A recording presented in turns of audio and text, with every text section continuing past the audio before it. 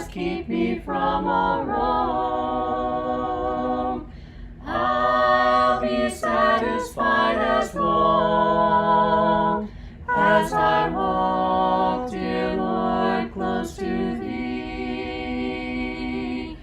Just a closer walk with Thee. Grant it, Jesus, is my plea. Daily walking close to Thee. Let it be, dear Lord, let it be. Through this world of toil and snares, if I falter, Lord, who cares? Who with me my burden shares? None but Thee, dear Lord, none but Thee. Just a closer walk with Thee. All right. Short reading. Verses 16 and 17. My beloved is mine, and I am his. He grazes among the lilies.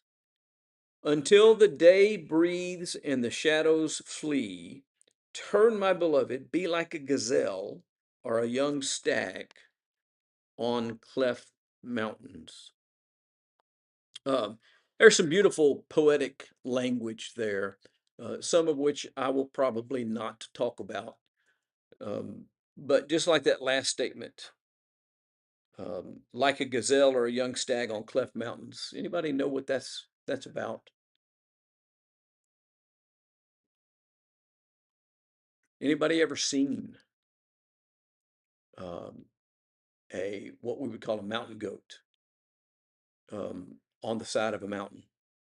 There's a particular breed in a particular part of the world that literally can walk up and down and stand on the side of cliffs that are essentially vertical. It's absolutely mind-blowing to watch it, or even to see still shots of them stand. How they are there is completely mind-blowing. How they can move, they can be standing somewhere and you go, okay, I see where they got a foothold where they are right now, but there's not another foothold anywhere around. What are they going to do? And they will jump and land securely. It is that imagery, that sure-footedness that is being drawn from here. I want my beloved to be like a gazelle or young stag on the cleft of a mountain. In a precarious place, under precarious circumstances, the world, the life in which we live, still sure-footed and able to stand firm. It's that kind of imagery that we don't want to completely miss. But in terms of what we want to focus on in this study, we're going to look at some more important things, because the idea of the fellowship and relationship is really the core idea that is being developed through this section of the book. And so, my beloved is mine, and I am his. What is that all about?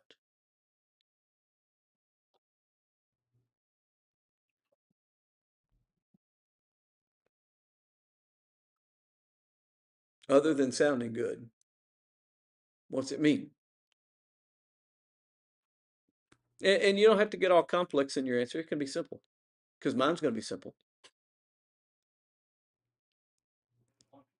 They belong to each other. Okay, so there's this mutual belonging that is being confessed, and that's the word I want to use here: confessed. The writer is saying, "My beloved is mine, and I am his."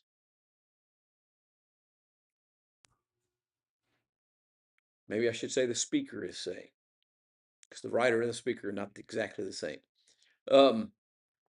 This is one of the great covenant statements of this entire book.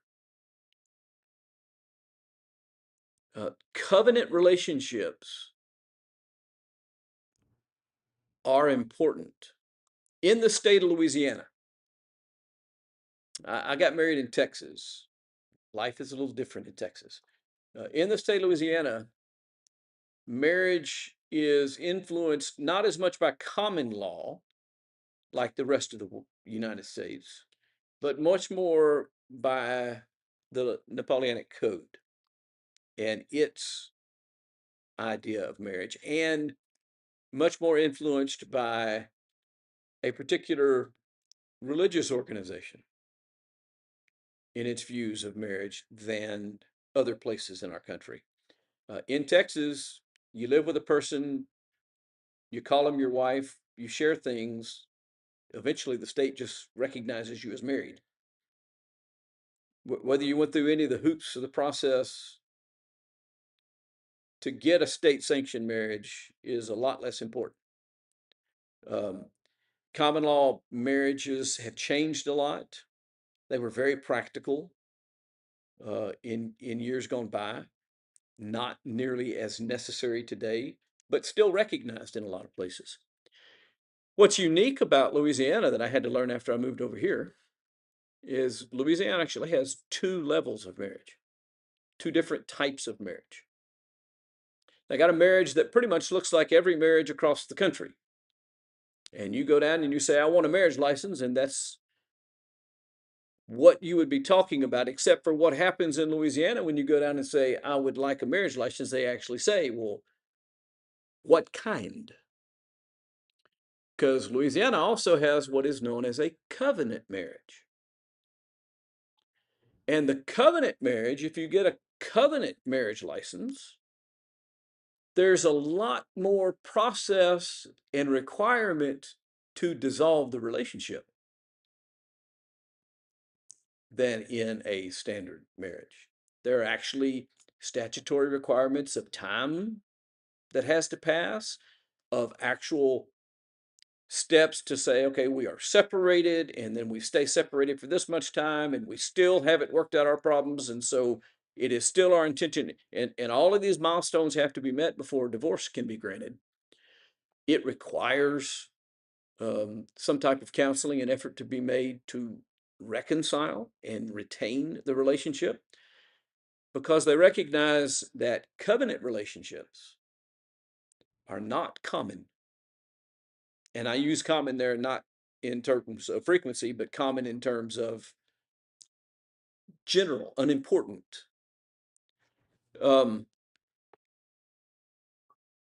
It's not like a neighbor who you have a relationship with. Why? Because you happen to have bought property in the same area. And if they decide to move, do they have to come talk to you about moving? No, they have no obligation to you. Now, in some neighborhoods, there are some higher structure to the relationship that does govern how certain disputes are settled and that kind of stuff, but that's another issue. I think you're entering into a deeper kind of relationship when you move into those neighborhoods and sign on to those agreements, saying, yes, I'm going to consider my neighbors before I decide what color I'm going to paint my house, or what kind of landscaping I'm going to put, or where my fences are going to go and what material they're going to be made out of, and et cetera, et cetera, et cetera. When we're talking about covenants, we're talking about as deep of a relationship as exists. So much so that God describes marriage as being what? As a single unity. The man shall leave his father and mother and shall cleave to his wife, and the two shall be one flesh. What therefore God has joined together, let not man separate. And that's one of the problems we have in our society at large, is we don't respect the nature of the relationship enough to recognize, hey, it's not my decision about whether or not this union can be divided. What God has joined together, let not man separate. Who governs a division of the union if it happens? The one who joined it, God. But that is not the way that people largely look at the marriage relationship anymore. The marriage relationship is an agreement between two people And if they decide that they're no longer compatible, well, they just go their separate ways. No harm, no foul. Only that's not the kind of relationship marriage is. And that's the relationship that this book is based on, is this covenant marriage. My beloved is mine and I'm his. This is a statement about neither of us remains or completely stands individual anymore. We're past that. And so it's because of this kind of relationship that in a properly functioning marriage, large choices aren't made without doing what? Consulting with your partner. You don't just decide, I'm going to quit my job today and we're going to move across the country, and then go home and say, by the way, I quit my job today and we're going to move across the country. That doesn't that's not that doesn't represent the nature of the relationship. It's a much deeper relationship than that. And I understand that, therefore, I'm not my own. And what happens to me affects the other party. And this has a lot of different layers that it can be applied. Okay. It's clearly applied in a marriage scenario. Ephesians 5 makes it clear that it applies in the relationship between Christ and the church. And we'll talk about some other layers that we can think about along those times in just a moment. But neither stands completely independent. Each one belongs to the other. That's what's being expressed here. And we have to have this kind of thinking about our spouse. What other relationships in life, in temporal, on earth life, what other relationships rise to this kind of a level?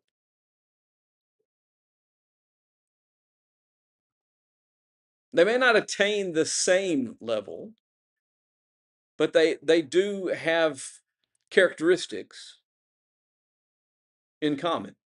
There is no equal to it, right? But the familiar relationship, families have deeper obligations to one another than non-families, right? And I think everybody inherently realizes that. Whether there's any formal structure, even the government realizes that, because let's say you happen to pass from this life without leaving a will. Now, understand that the state's going to take a big chunk of it for their cut. That's statutorily written into it. But in general, what does the state say is going to be the proper disposal of the rest of your assets? The nearest kin. That is a respective family, that it recognizes that there's organic ties within that kinship. And by the way, if you don't have any children, it could be a niece or a nephew, it could be a brother or a sister, it could be a great niece or nephew, it could be someone that you haven't seen in 40 years, but they're the closest living relative, and so they're more tied to you than anyone else. And so the law says that's where your property goes, to the person that is most closely related to you. By the way, the law of God that was given through Moses did the same kind of thing. If a man died without having offspring, his brother was to raise up an offspring in his name. If you didn't have sons and daughters to inherit your property, the property didn't go to somebody else or to some general, the property went to closest relative. There's a whole story about Ruth and Boaz. And she was redeemed by Boaz. Why? because the closest kinsman to her chose not to redeem her, and he was the next in line. And so we recognize degrees within these relationships. Immediate family is closer than extended family, but any family is closer than non-family. No matter how much you care about somebody, how close you get to them, how much time you spend with them. You may not have seen your nephew in 40 years, and you may have a friend that you went to school with that you talk to every single day and that you travel with and that he's literally your best friend on earth, but the law says what? That familial tie is deeper than just a common friendship. So families fit into this kind of category in a more expanded way beyond the spouse. However, I want to plug this. I know it's not popular when I say it, but I believe it's biblical. The relationship between a man and his wife is the preeminent relationship on earth in his life, even above the relationship between parents and children. The spousal relationship takes a special place. Family relationship has some of the same characteristics. State relationships, national relationships, being a Spaniard or an American or a Brit, there's some connection between those relationships that extend beyond being part of the general human race. What about local churches? Do we have unique responsibilities? And is that a deeper relationship than we have with brethren that we're not in direct fellowship with? Absolutely. Does it rise to the level of family? Does it rise to the level of a spouse? No, but it has some of the same characteristics, and we have responsibilities and obligations within it that should not be taken for granted. And so, if someone sins, that is not associated with me in any way, shape, or form, what obligation do I have to that person? I have no greater obligation than I have to everyone anyway, which is to do what? Exemplify righteousness and preach the truth. But if someone whom I'm in fellowship with is practicing sin and I become aware of it, what are my obligations to that individual?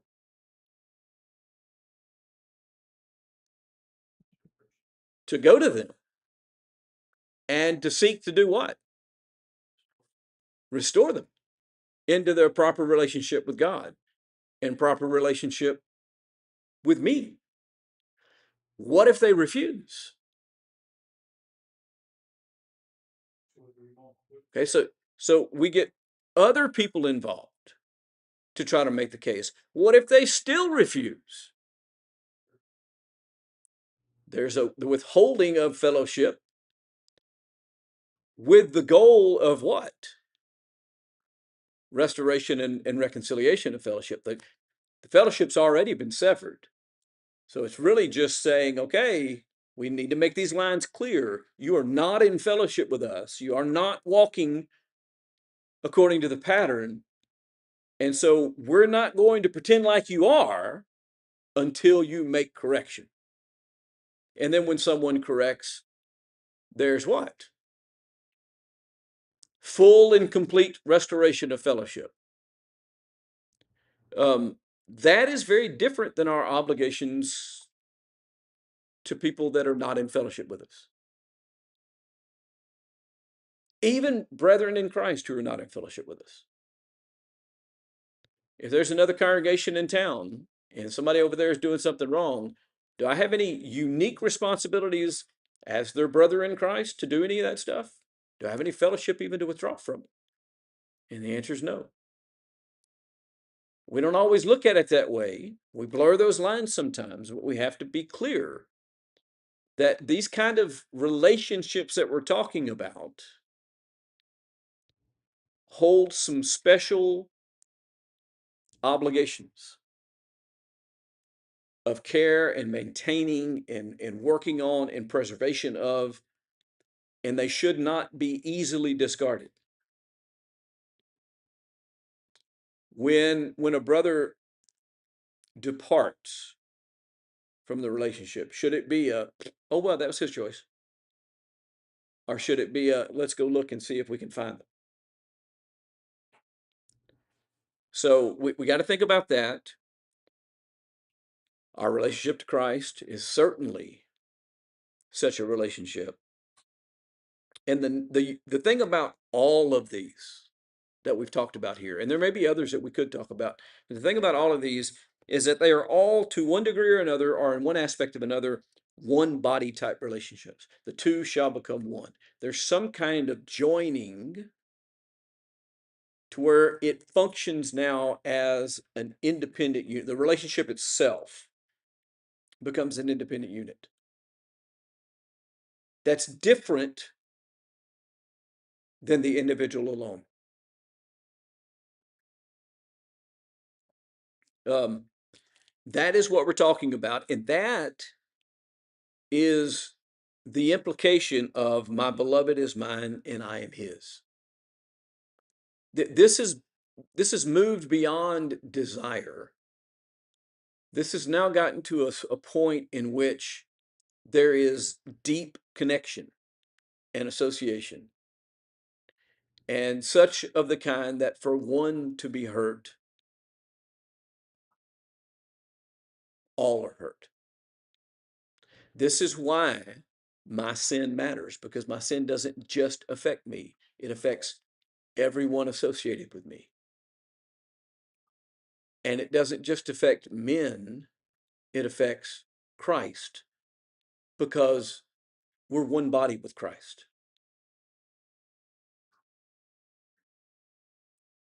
And so now all of a sudden, I can't say of a sin, well, I didn't hurt anybody, because I understand that it inherently affects the people around me because of the nature of our fellowship, the nature of our relationship. These one body type of relationships. Same is true with families. I used to tell my kids when they were little, listen, you wear the family name of Green. When you leave and go out and interact with people, live up to the name. Which, by the way, in some circles may not be as high of a standard as others. I don't know. But live up to the name. And understand that your behavior reflects back on this house. And that decisions about your brothers and sister are decisions about your parents are being derived because of your association with the family. That same is true with the local church.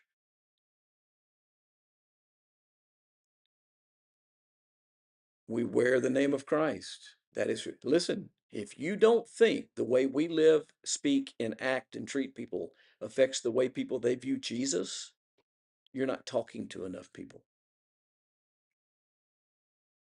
Because they'll tell you right quick that they don't want to have any part in God if that's what he's like.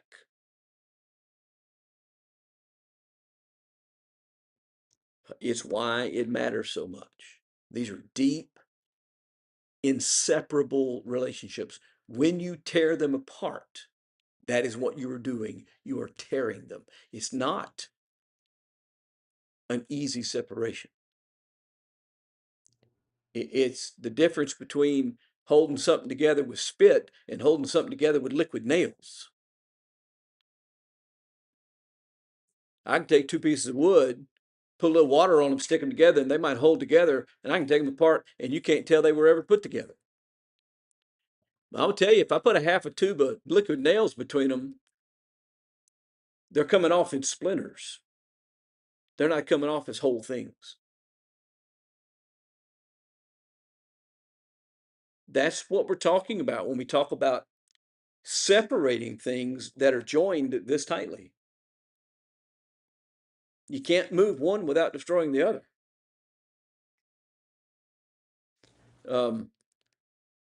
Covenant progressively unites. The confession that is made at the opening of these two verses anticipates the later declaration. Where is that at?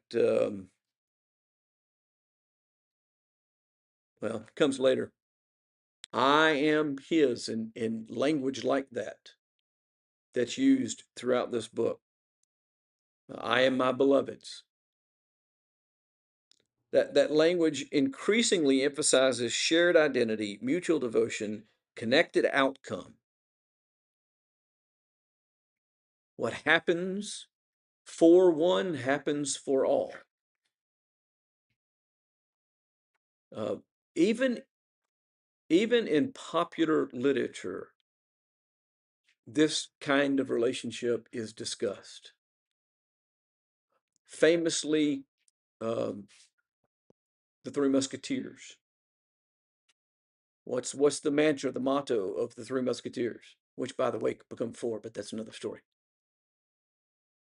All for one and one for all.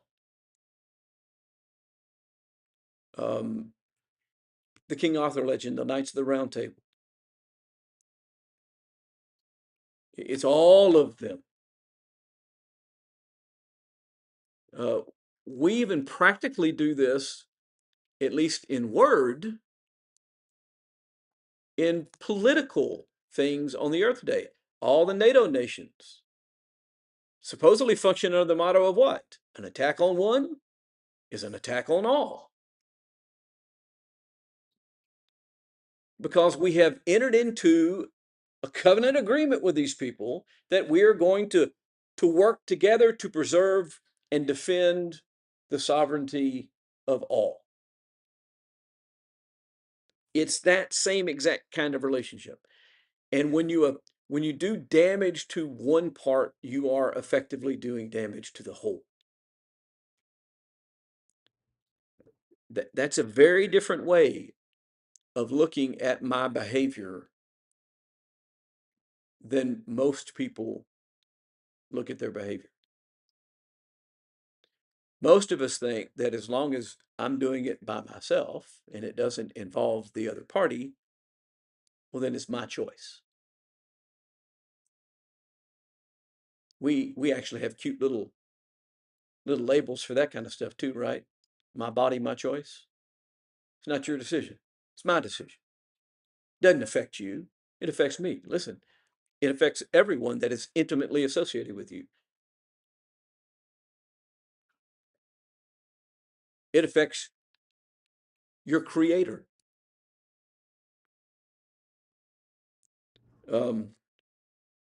So this growing and progressive unification, that is what this is doing, and it's ultimately working toward a completed union, what it's actually supposed to appear like. And from the gospel story standpoint of things, what is that?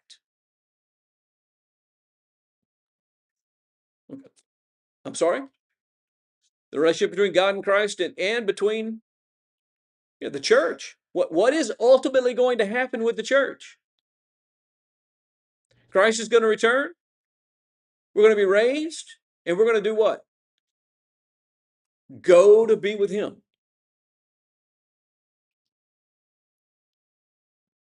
The intent is not the relationship we share with him now. He's preparing a place for us so that we can eventually have complete fellowship, be in his very presence, dwell with him. That's what the goal is. And that idea of completed union is what this is moving toward. It starts off with a desire, and it grows and it grows and it grows until there is this inseparable union that is the purpose, the longing still remains there until the cool of the day. Still want to be there.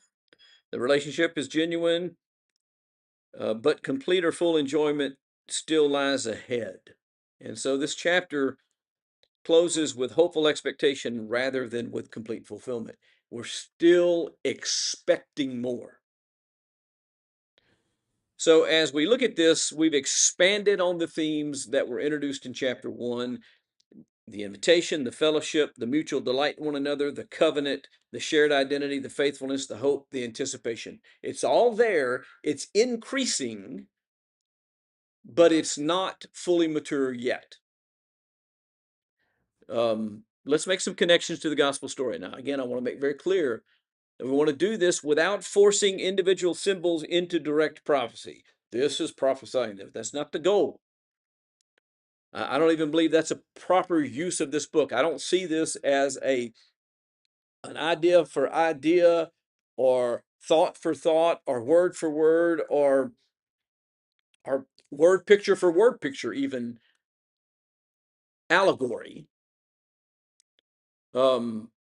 Instead, it's using one relationship to describe another similar relationship.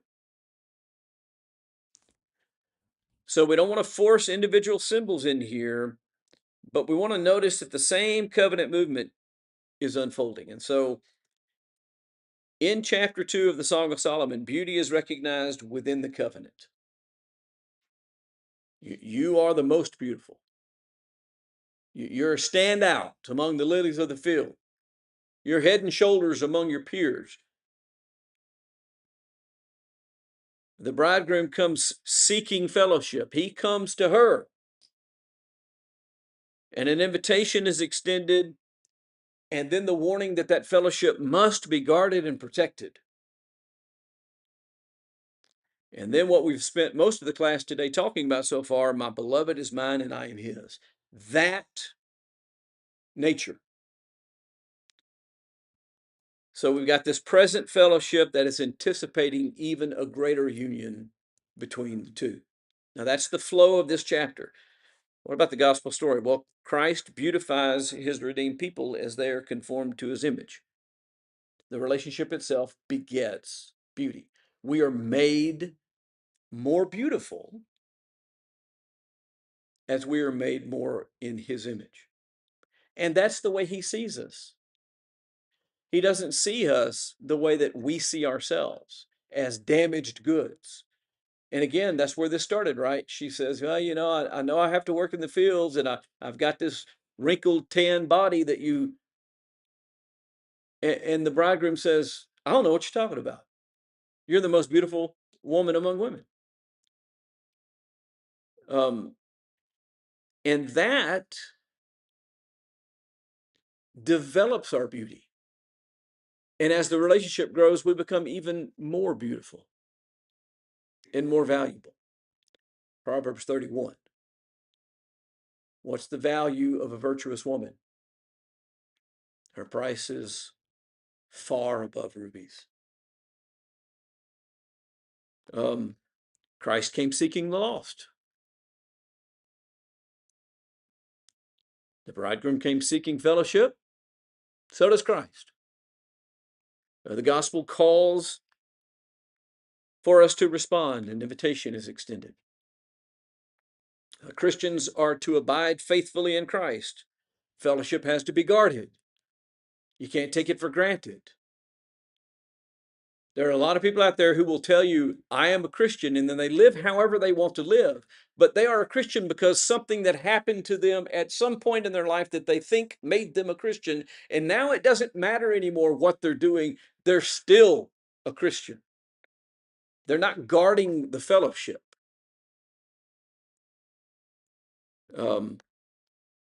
Covenant relationship brings mutual belonging between Christ and his people. He is the head, we are the body. My beloved is mine, and I am his. He is my head, I am his body. Can something happen to your body that doesn't affect your head?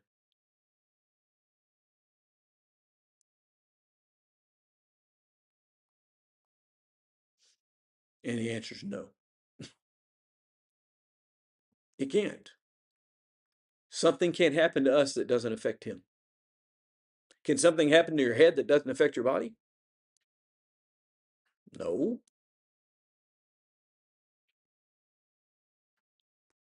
Present fellowship anticipates greater union is how we ended Song of Solomon 2.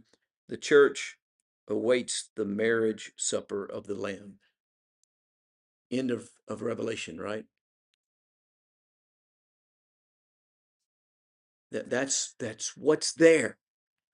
We haven't had it yet, but we're anticipating it, and we're moving toward it. We're readying ourselves. And as Jesus taught, when the bridegroom comes, if you're not ready, what happens? You get left out. The greatest beauty in the Song of Solomon is ultimately found in this covenant relationship. Whether the opening imagery originally describes the bride of the bridegroom in this chapter doesn't matter. The poetry quickly directs the attention toward the relationship itself. That is where we need to focus. And marriage joins two lives into one. Throughout the song, that union is increasingly evident as the focus. And that is the way we should think of our relationship with God. It is a marriage that cannot be separated. And it means that I cannot act independent on my own. For you are not your own. You have been bought with a price. Therefore, glorify God in your body. Why glorify God? Why does the world glorify God when they see my good works? Because we're one. And we reflect the other. Practical application. You want one? There it is. I don't care if not a member of this body is around you and nobody around you is a Christian, and your action is never going to be known by anyone who cares. You are inseparably joined to Christ. And it inherently affects him and reflects on him, the kind of person you are. So you are always honest, and you are always fair, and you are always just, and you are always righteous in every respect. No matter what. You're always faithful, even if you think your spouse is never going to find out. All right, got to stop. Just be prepared next time to move into chapter 3. And like I said, we'll probably start moving at a much faster clip. But I wanted to really establish this relationship stuff.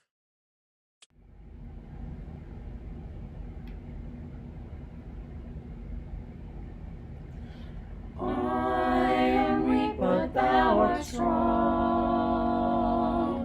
Jesus, keep me from all wrong. I'll be satisfied as long as I walk, dear Lord, close to thee.